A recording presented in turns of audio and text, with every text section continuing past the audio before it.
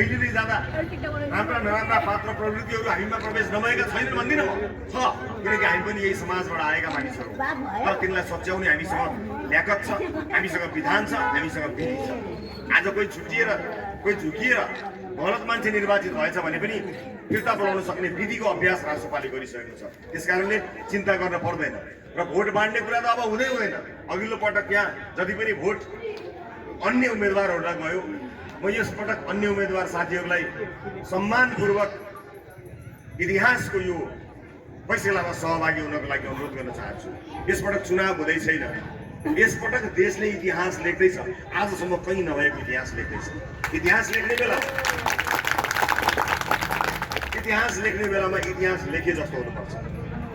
यसभन्दा अगाडि तपाईँहरूले भन्नुभएको थियो तिमीहरू नयाँ मिलेर आऊ, आशा गरिएका नयाँहरू मिलेर आऊ, अनि त्यसपछि हामी भोट दिन्छौँ, देशमा एउटा परिवर्तन ल्याउनुपर्छ, 2/3 बहुमत ल्याउनुपर्छ, देशलाई निकास दिनुपर्छ, भ्रष्टाचार अन्त्य गर्नुपर्छ, सुशासन कायम गर्नुपर्छ, उद्योग कल कारखाना खोल्नुपर्छ, रोजगारी सृजना गर्नुपर्छ, विश्वविद्यालयहरूबाट राजनीति हट्नुपर्छ, बाटोघाटो विकास निर्माण पुल सबै बन्नुपर्ने हुन्छ, कृषि सिँचाइ अगाडि बढ्नुपर्ने हुन्छ, किसानले मल बिउ पाउनुपर्छ, बजार पाउनुपर्छ।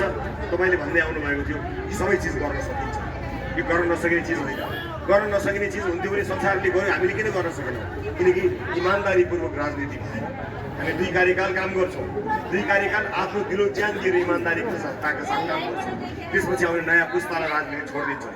म राजनीतिलाई आडेघाटसम्म लाने पक्षमा छैन, म त्यस्तो नेता होइन। राजनीति आफू नभए नहुने, म नभए पनि यो दुनियाँ चल्छ।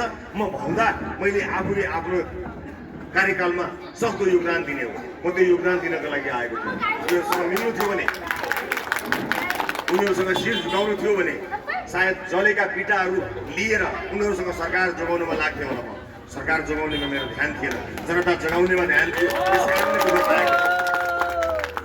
जति दुःख दिए पनि सधैँभरि ऊर्जा कहाँबाट आउँछ भनेर मलाई कहिलेकाहीँ सोध्नुहुन्छ।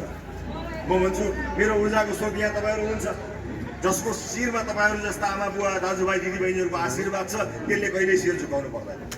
मैले मत मात्र पाएर गएको होइन, चितवनले मलाई केवल भोट मात्र दिएको होइन, भोटसँगै आशीर्वाद दिएको छ, चोखो आशीर्वाद दिएको छ। यो देवभूमि हो। देउताले बास गर्ने ठाउँका मान्छेहरूले आफ्नो मनबाट आफ्ना छोरा नातिलाई दिए चाहिँ, आफ्नै परिवारको सदस्यलाई दिए चाहिँ आँसु बगाएर आशीर्वाद दिएका छन्। पापीहरूको